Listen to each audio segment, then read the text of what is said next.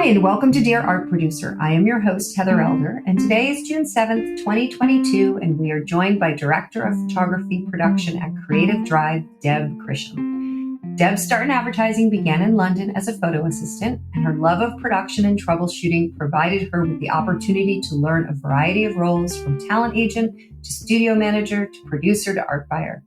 She has worked with a range of clients from luxury goods to fashion to cars, and her roundtable experience enables her to better understand what the photographer agency and client's needs are in order to obtain a successful end result.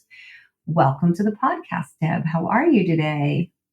Well, hello, Heather. I'm very good. Thank you for asking me to join you and play. Absolutely. Asking you. Oh my gosh, I must have asked you a million times. I am so honored for you to be here. Finally.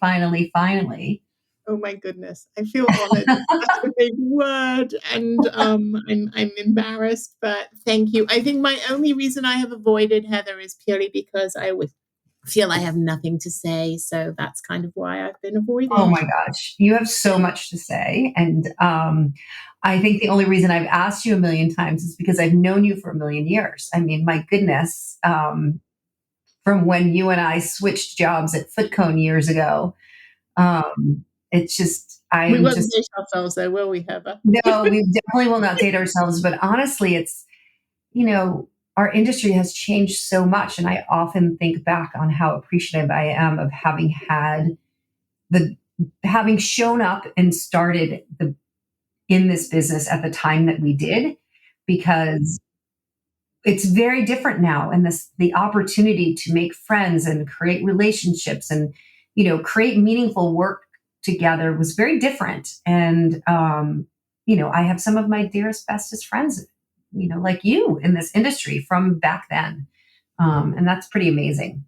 I would agree with you that things have changed so dramatically. I mean, I have been in this business a very long time, so I don't want to date myself, but in the sense that, in obviously pre-COVID, when we were all together, much more social. I was based originally up in San Francisco, as you know, when I first became an art buyer in the US, and relationships and, having portfolio reviews in those days, because we didn't have the same advantages that we do now with regards to seeing things electronically.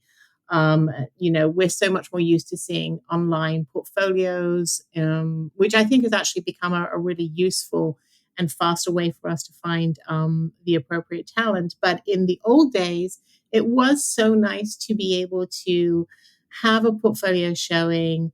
I know we still do them, but I don't feel they're the same.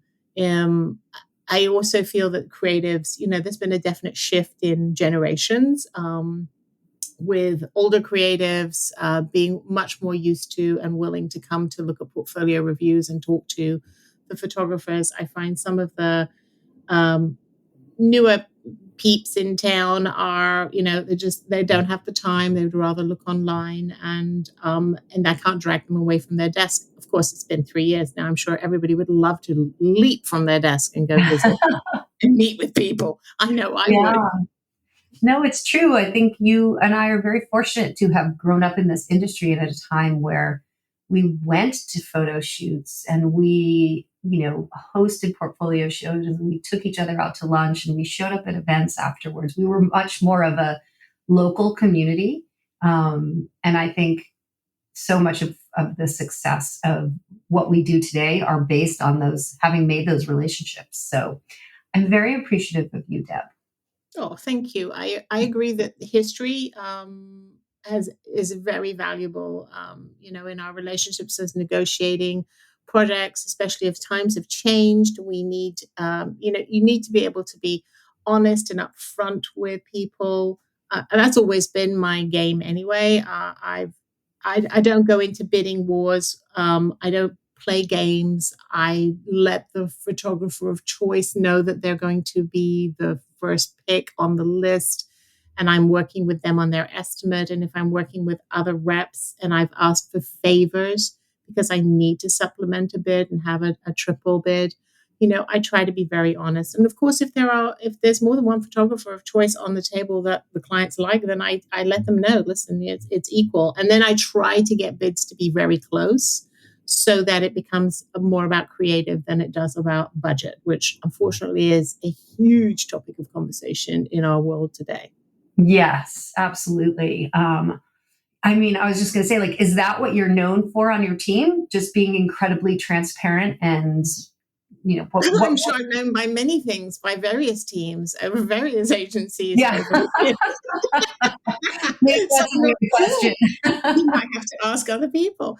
I've been so lucky that I have been able over my career to have worked with pretty much all the big agencies here in town in LA where I am. And I've only been freelance down here, but I've also been able to, my reach has been that I've been contacted by out of town companies to work with them through referrals.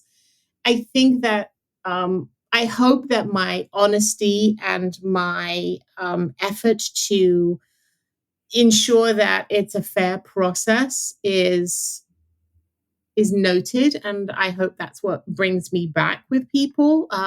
But generally, I get brought in to work on those kind of crazy, wacky, extra project that's too big that does require, a dedicated person. A lot of times, ad agencies, their teams are already, slammed over multiple projects, so they bring in the freelancers to tackle like a big ugly or an independent or any of those things. And I think when they bring me in, they know that I hope that they're going to get what they pay for, which is someone who is a straight shooter as much as possible and looks to try and be fair to everybody on the table. And now that I've switched sides and I've come off freelance and I'm full time, I'm trying to encourage the people I work with to think and act the same way I did, except for the tantrums, of course.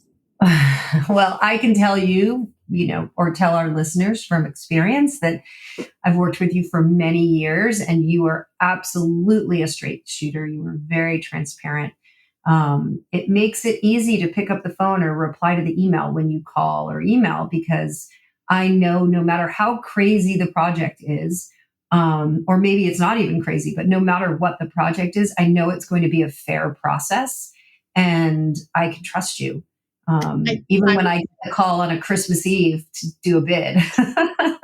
Exactly. I was going to say, I will say, I don't want us to sound like we're a love fest, but it is definitely mutual respect on both sides, I think. And I would agree that when you have history with reps, photographers, producers, production companies, any external people from your team, if you've already established that relationship over the years, it does make it so much easier when you have one of those like sudden last minute panic jobs that comes in where clients are looking at you, everybody's looking to you to pull this off. Yeah. And you know that you can make a phone call to a handful of people that you trust, that when you open that conversation with, this is a crazy, down dirty, tight budget, need to turn this in X period of time. The people that I will reach out to are the people I know I can trust, and that their feedback, honest, whether they're willing to take it on or just say, yeah, let me see what I can do. I just know that I have all confidence in that. And in fact, again, not that I want to speak so favorably of you and your stable of talent, but it did happen that earlier this year, I ended up calling you to ask you about a project that I had that had come in last minute, and you were able to accommodate and work with us, and it wasn't favoritism. It was like you had the appropriate talent and we made it work. But it was so good to know that the moment I made that call and you acknowledged and we started the convo, that I just knew that, okay, I'm in good hands. And I think that's the key to any of these kind of crazy projects that we work on. And I think so too. I think for, photographers and art producers that listen to this, I talk a lot about the importance of relationships, and we're kind of joking around about how long we've known each other. And, but I think it goes beyond just like length of time. It's because we've taken the time to get to know each other. There's a bit of shorthand that goes along with, making a request, crazy or not. Like it could be an incredibly robust, big job that has a lot of money, or it could be a really small job that doesn't. But it's really important for, people who are just starting out to recognize that, you put the time into making the relationships with people because you're going to depend on them later on and you're going to need them, to help you do a bid or get a job produced or find another person who's right for a project or whatever. But, we all don't work in an office anymore. We can't go down the hall and ask someone else for help. So you have to figure out who your community is. So, Building friendships and relationships is really important. Recently, I was at the book in LA, and I went because it was so exciting to actually go and see people. mhm. But I also got to meet some new people, some new businesses that I hadn't met, and I hooked up with one person, and we immediately hit it off. Another rep, and our conversation was very fluid, and it was great because we immediately hit that shorthand conversation, which, as you said, is so important. And already since we parted ways from just meeting at that one, she's reached out to me, and already I feel this is someone that again I would definitely enter into one of those conversations with them, because I already feel like a level of comfort, a level of confidence and comfort. So yeah, it's all about building relationships, 100%. And putting yourself in a situation so that you can connect with people, right? Like that person might have been emailing you for a while and maybe you never paid attention, or you paid attention, but it didn't seem meaningful. But now that you've met that person, there's a connection there and you're like, oh, wait, what about that person? Yeah, I mean, there nothing can take away the meeting people in person. Honestly, it's true. We all get bombarded with a gazillion emails every day of, between here and other platforms, from LinkedIn to all over the place. You're constantly pinged with photographers who please take a look at my site and all of that. And when I can, I do. But it's true, when you actually stop and meet someone in person, like a portfolio showing or an event like a book, a trade show, whatever, it does make a difference. And I wish I had more time. And most of the time, when I was freelance, I actually didn't have the time to stop and do the portfolio shows, because I was brought in to work on a job, and I didn't really have the time to stop and go Yeah. and see these shows. But now that I'm in this position, and hopefully as we open back up again and are able to do that, I would love to do more of those in-person events again, because I do think they're important. I agree with you, couldn't agree with you more. I think even now more than ever, because we can't get into an agency to do a portfolio show, right? I used to go to New York for a couple of weeks, or Texas for a week, or, Chicago, and, make the rounds. And that's just not really, I mean, it's possible, but not in the same way. How are you finding online presentations when you do online shows? Not great.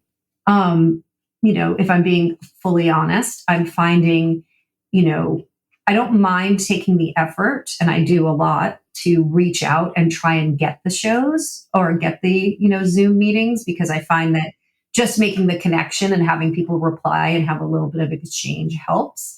But, they are very casual, which means they're very easily pushed off. So if I have to get on a plane and go to Chicago and I show up for a portfolio show, it's probably not going to get canceled because they know I've made a lot of effort. Right. But if they need to push something or they got busy, they're like, it's very easy to reschedule those. And I also find that, Zoom fatigue is real. So while I have a very different presentation, at least I've heard from most, I'm not just giving you a tour of my website. People find it interesting, but I find that, a lot of people turn off their cameras and they're not as engaged. And I just wonder sometimes, I'm always looking for other ways. And I think these in-person events are very important to supplement those Zoom meetings with. How about you? No, I agree with you 100%. In fact, now that we've find ourselves living in the Zoom land, etc., I do think it's incredibly important to continue to have a visual reference. And we have asked everyone in our meetings to now go on camera. And when we're in our client meetings, we've gone on camera, and in turn, they have responded and gone on camera too. I think they are equally as tired of being on Zoom calls at times. But I will say, and I do think that um, once we've got everyone on camera, there's a definite dynamic shift. And people are definitely more engaged, especially as our chats are generally funny and crazy because we're in the creative world. But I do think that it's a definite difference, and the connection is there. I mean, you can see each other's body language, even when my client is telling me something to do that's not so pleasant, or it's a shift in my budget, or cutting days, or whatever to a job.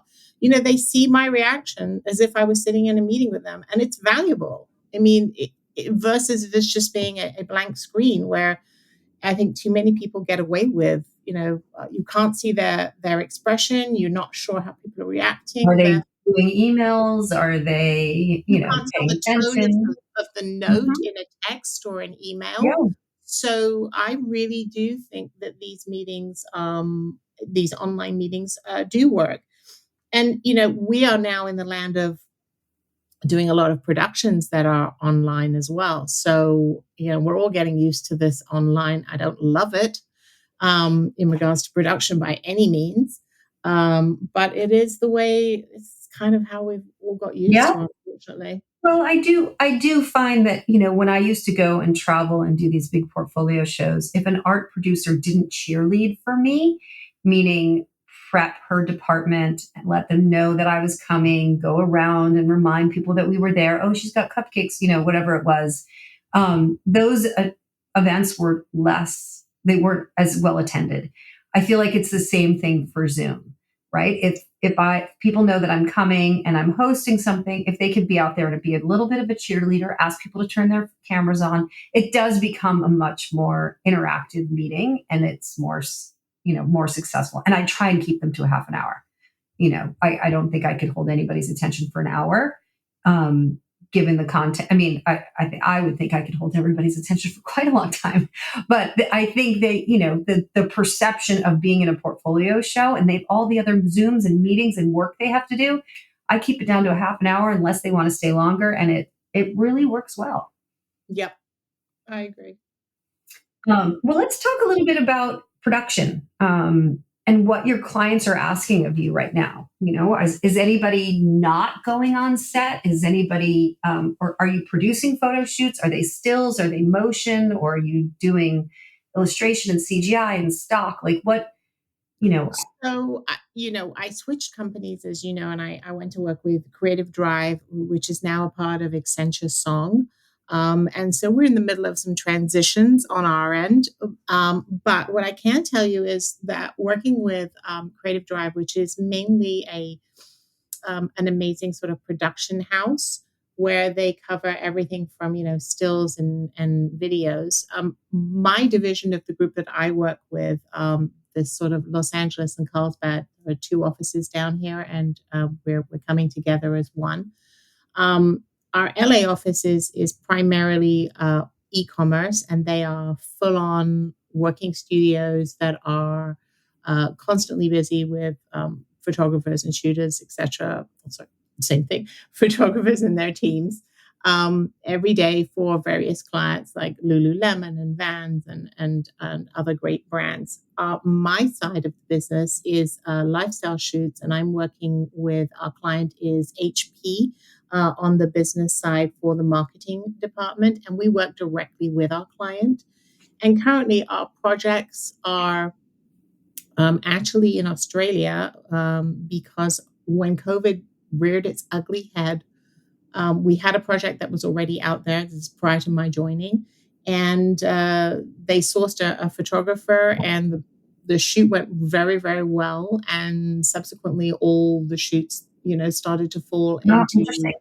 this photographer's lap because of the style, and he sort of became a lead in. We've been working with HP on a visual ID that they've been working on, and it's changed the way we shoot, and it's very cool, and we love it.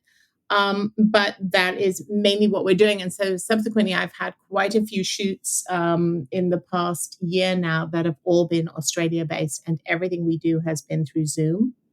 Um, Up until now, we weren't able to send anybody, but I'm hoping on my next project that we will be able to send out team members, because as smooth as these projects have run, and we have worked with an amazing production company in Australia, we have a very good team.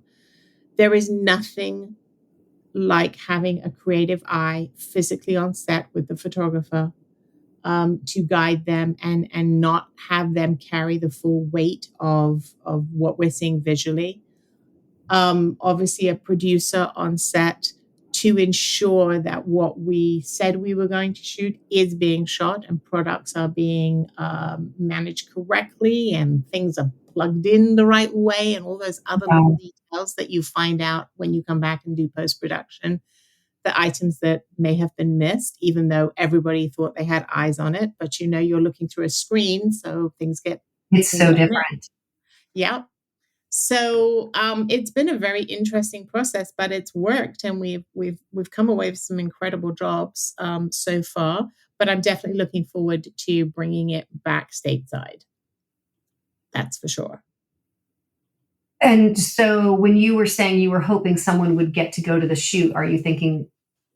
I'm hoping that I'm in an ideal world, I would love a client, a producer, and a creative to go. Yeah. In the days of having my account person there on, if it was a stateside shoot, the regular team would already be on the job. Yeah.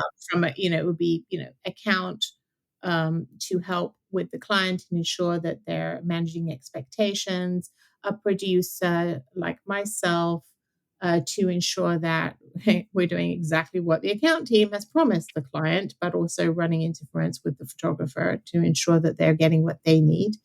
And we're not over pushing or overstepping our mark on what we all agreed to.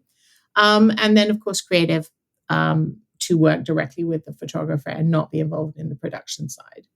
But things have had to change because of, the way we've had to work, and we've had to streamline, and people are sort of multitasking different jobs in order to make things happen. Are your jobs all stills, or are you doing motion and stills? Currently, I'm on stills, but we are actually talking about doing some motion moving forward with our projects. So we do motion at Creative Drive. We have a whole division that is 2D as well as 3D, and then we do the live action. So yeah, we do run the full range. And how about working with clients and agencies and photographers and reps on a remote shoot? Do you feel like, or what do you feel like everyone should better understand? What is it that you would tell a rep that you wish they understood about it being a remote shoot, or your clients that you wish they better understood? Or where do you see the frustration points happening? Or do you feel like people have gotten to be a bit of a well-oiled machine now?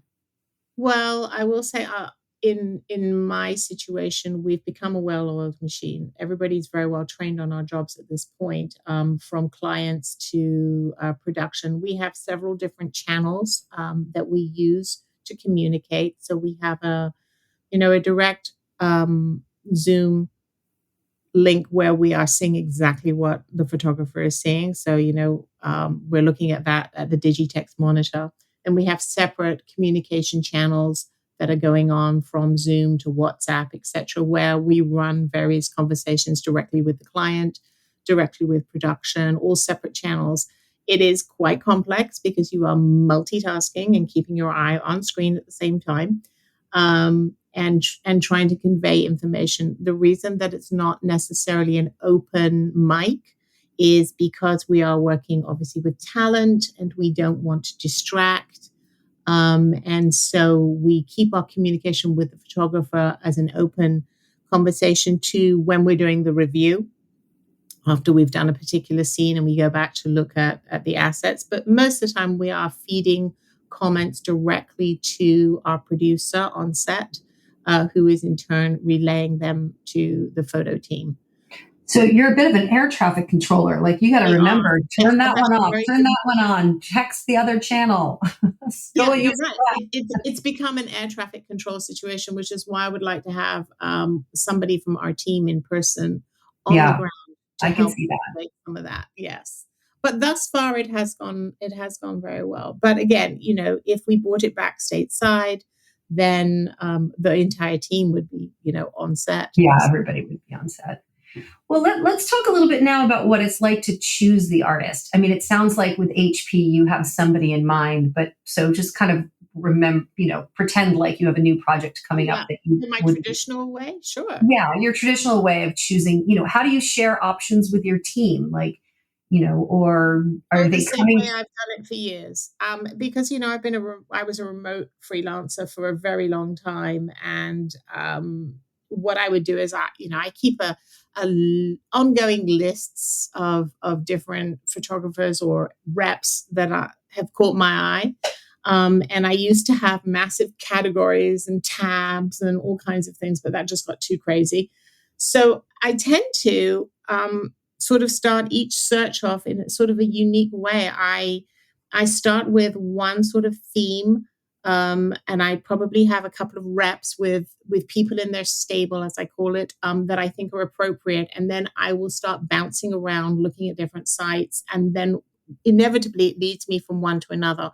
Once I have gathered, a good selection of photographers or reps sites, because I find often I will give creatives reps sites as well as photographers direct links, because sometimes a rep site, when you do an overview of the site and you see a selection of everybody's images, sometimes that can be very inspiring to the team to see something they may not have seen. It might not be the photographer themselves may not be appropriate in general, but they might have had a shot within Yeah.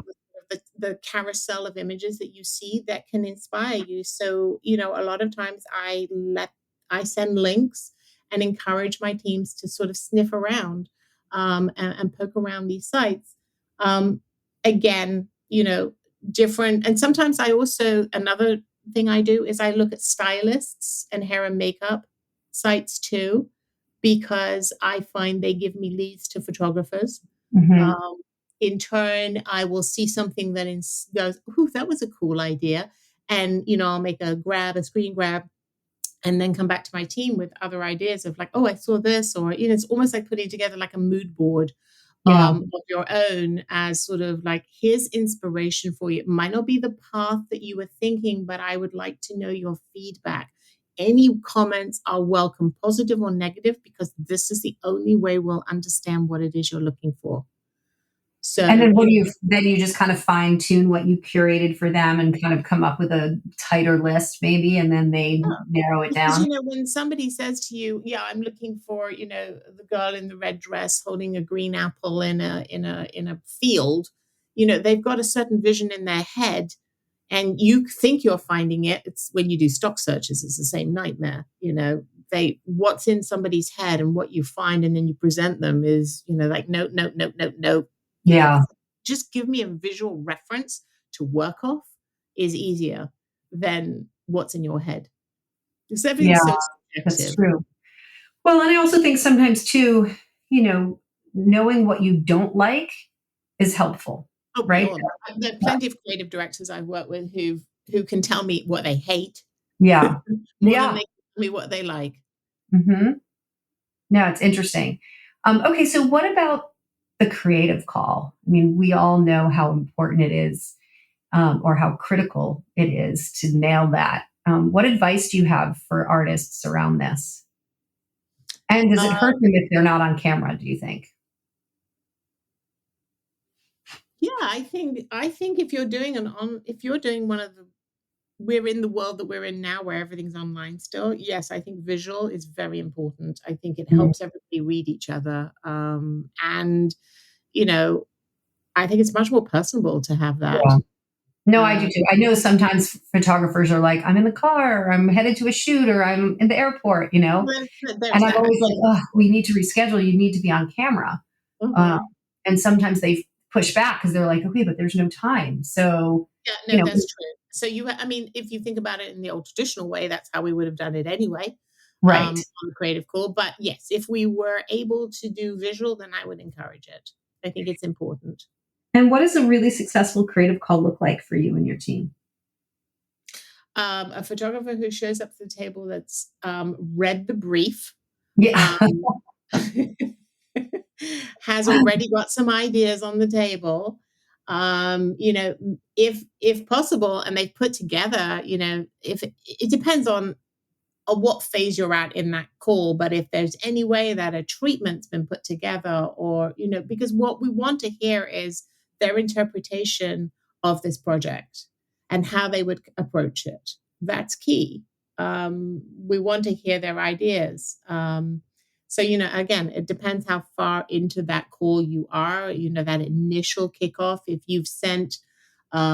you were lucky enough that your creatives created, a little mini deck for you to be able to share out with the basic concepts, fabulous. And they've got, the photographer on the other end has something to literally dive into, and has, and will have spoken to the rep, who in turn will have spoken to the art producer, who will have managed to hopefully have gathered as much information from the account team side to the clients' conversations that they've heard to what the creatives have put together.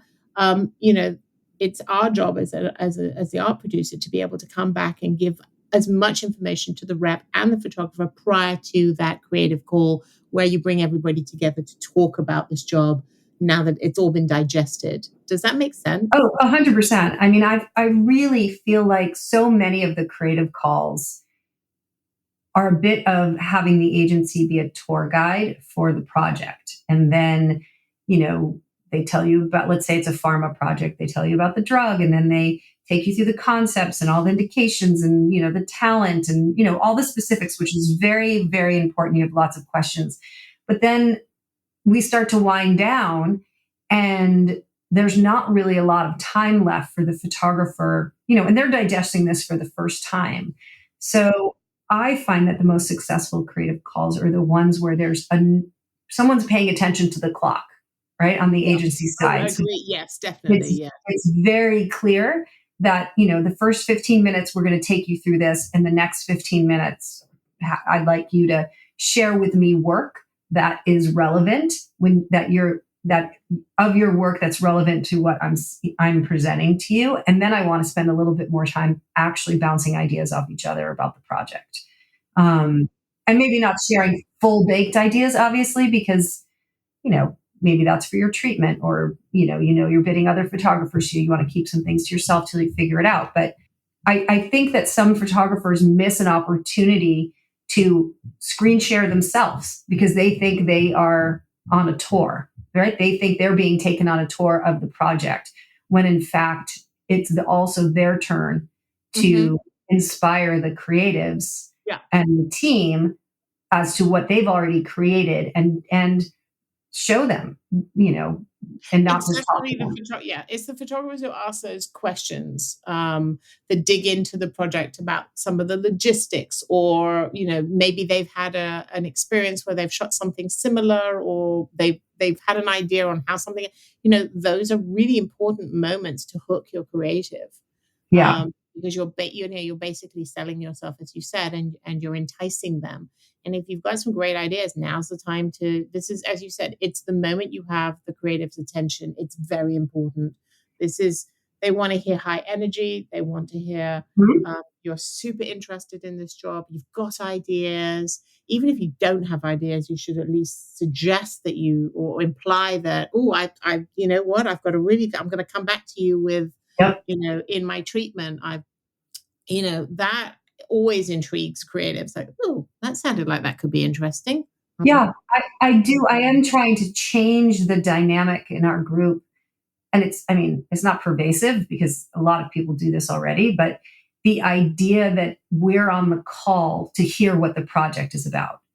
Because so many agencies approach it that way, where they take up the entire time sharing the details. And then we get caught up in logistical questions, because we have questions like, wait, can you clarify the casting? And can you clarify the locations? Like, all of that stuff is legit, but that's stuff you and I used to do on the phone together, right? I would separately be like, hey, can you just explain to me this location thing again? And I'd get the question answered.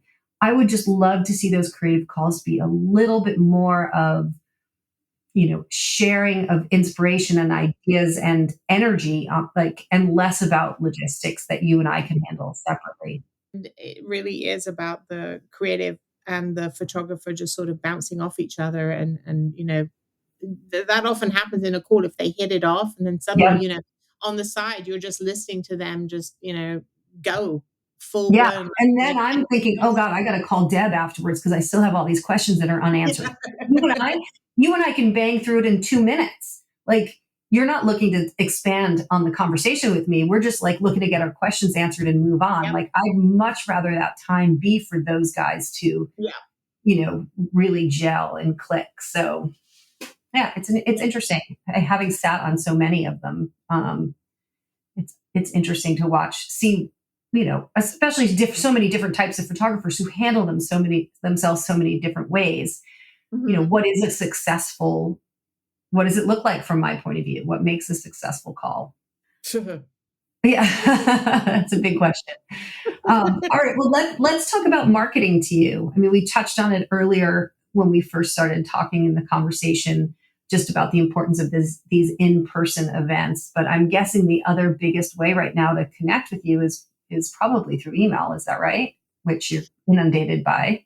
Yeah, yep, it is. And of course, there's occasional like Lubbock moments. But yes, at the moment, it is definitely about emails. And of course, those reps who I already know, get more of an advantage because they're recognizable names and things like that. The advantage of when I went to Lubbock and I got to meet a couple of new companies that I wouldn't necessarily have, discovered does put me back to wanting to be able to go out and do more of those and be reached out, because a lot of times, the physical direct mail pieces that fortunately I don't get that much of anymore.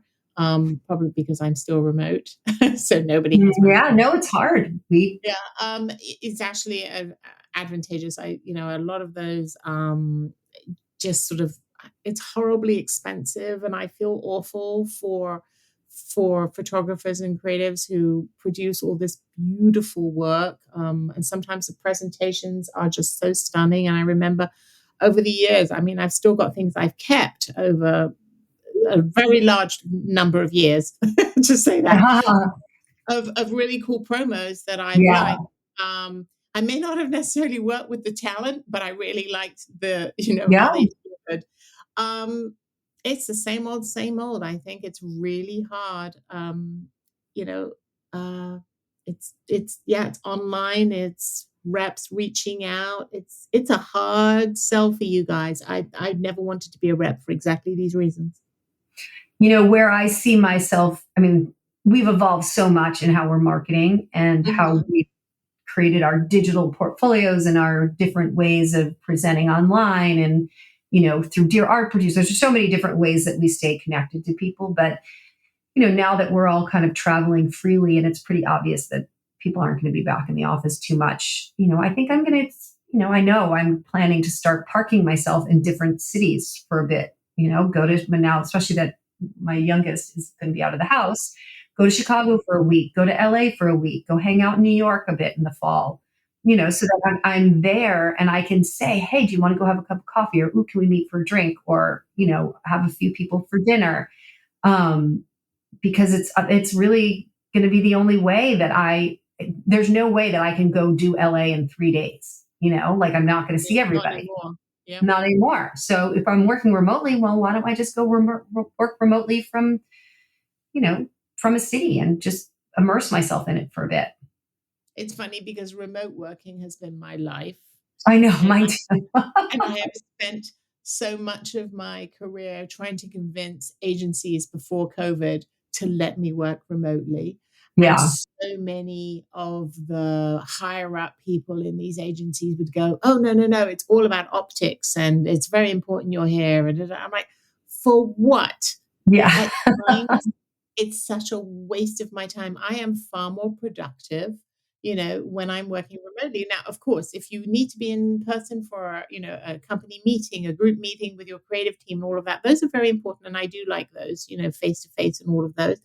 But otherwise, wasting our time driving from place to place was just so time consuming and such a time suck, in my opinion. So, COVID has only shown a lot of the companies that I used to work for or didn't work for because they were too far away. Now they have access to so many, great people that work remotely for them. You know, Mhm. I Yeah. think No, it's great. really wonderful. Well, before we wrap up, I always ask the same questions at the end. The first one is, what is your favorite thing to do on a Sunday? And the other one is, if you weren't a producer, what would you be? My favorite thing to do on a Sunday used to be, and I think it'll start again, used to be to go out for Sunday brunch. Eggs Benedict is one of my most favorite Oh, mine things. too. So Yeah. I test a restaurant by their Eggs Benedict and their hollandaise. That's like one of my favorite things. That catching up on reading and seeing friends and trying to do zero work, which Yeah. seems to be possible, but because my mind is always on work, I don't know. I have a very hard time shutting down. If I could be anything else, I've always said this. I wanted to always be an actor. I did, but I wanted to be an actor in theater, not actor on like a film or any of that. I wanted to go in, act a part from beginning to end in a play, and perform that. I love that. That And was you'd what I be used to do. amazing. I I can wish. see you. I only wish that's something I would love to do. But, I like being other people. And maybe in the metaverse, we can all be something else. Exactly. Yep.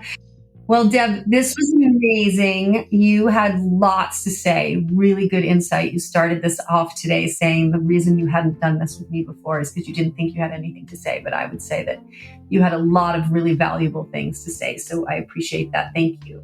Thank you, Heather. I appreciate you asking and bullying me into doing this.